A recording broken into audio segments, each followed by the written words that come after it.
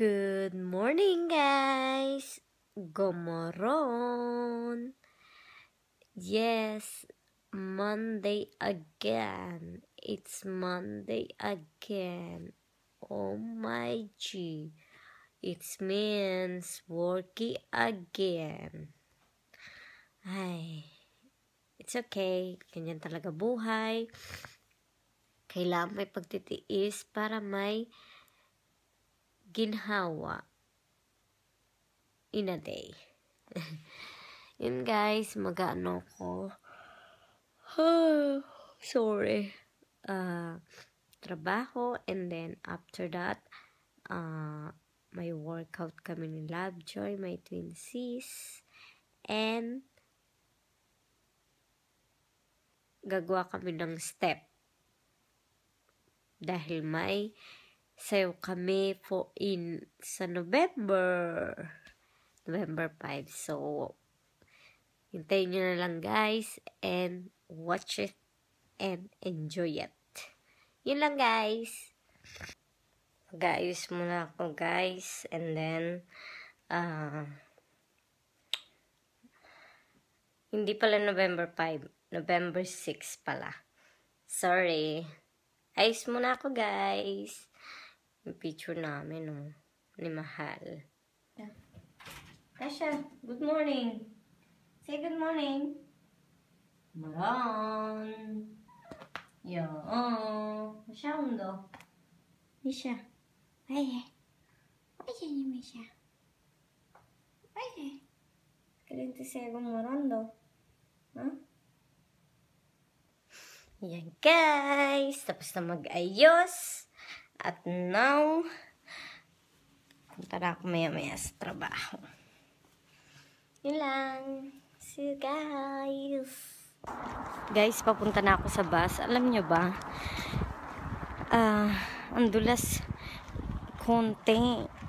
Kasi nagpipris na yung kalsada. OMG. Guys, tapos na rin magtrabaho. Ngayon, mag-workout ako. Oh yeah.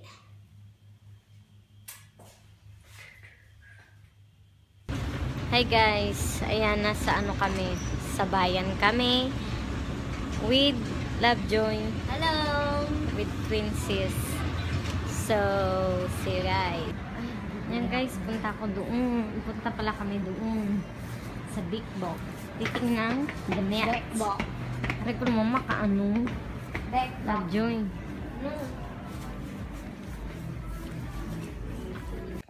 Yan guys, tapos na rin mag-workout at nasa bahay na rin ako. Wala pa si Mahal kasi naayos pa niya yung sasakyan ng lola niya. Kasi yung sasakyan namin nasira nung nakaraang linggo. So, ngayon, ang hirap ng walang sasakyan, lalo na't nagtatrabaho pa siya ng umaga. Tapos uuwi ng ng gabi. Tapos sinusundo niya rin ako minsan sa madaling araw kapag natapos ako kaso nung last time hindi niya ako nasundo kasi wala nga sasakyan. Pero ngayon, tinatapos niya yung sasakyan ng lola niya, and then sa kanya, yung muna gagamitin niya kasi balak nga namin bumili ng sasakyan pagdating namin galing Pilipinas, pag bumalik na kami dito. So, yun. So, tiis-tiis muna ngayon kasi ilang days lang din naman. 28 days na lang. Counting. Itsura ko, kaloka. Ayan guys. Natapos na naman ang isang araw. Trabaho. Grabe.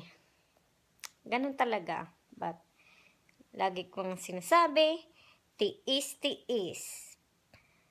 Kasi, may magandang mangyayari sa tamang panahon. Tiis lang. Ganun talaga ang buhay. Minsan, kailangan may mag-ano muna tayo, maghihirap muna tayo bago guminhawa. Yun ang natutunan ko sa buhay ko, na maging kontento sa sarili ko ano meron tayo. Kasi, at wag tayo may inggit kasi yun ang unang-unang na natutunan ko. Kasi lumaki ako sa simbahan. So, yung mga hindi nakakalam, lumaki ako sa simbahan. And then, yun nga, ang laging sinasabi, wag mainggit. Kontento kung ano meron tayo sa buhay natin. Magpasalamat tayo kung ano meron tayo. Kasi, yung ibang tao, wala nga noon. Tayo pa kayang naghahangad ng ng marami, pero hindi natin maano. Pero kailangan lagi natin isentro sa buhay natin si Lord. Ang daldal ko na. Grabe, kaloka. Ayun palang aking baby. Ang aking baby. Nahalik-halikan niya ako lagi. Sinimiss siya. Pasya-tasya daw. Ayun si Tasha. Alam niya hinahanap ko siya. Masyado-borit. Masyado-borit. Bloga. Masyado-borit. Ayaw magpayakap po. O sige. Ito na lang si Denisha. Aba, ayaw din. Po, kiss. Yan ang gusto niya eh. Sige. Sige. Sige. Sakit Sige. Say hi to guys. Hi guys. Sabi mo dali. Buka ka. Ay ko sakit. Ay ko sakit. Ay ko. Hi guys. Ayan. Tulog time na guys, with our bed. Super tired. Grabe, nanood ako ng MMK. Kakaiyak na nakakaasar sa tatay niya. Inis ako.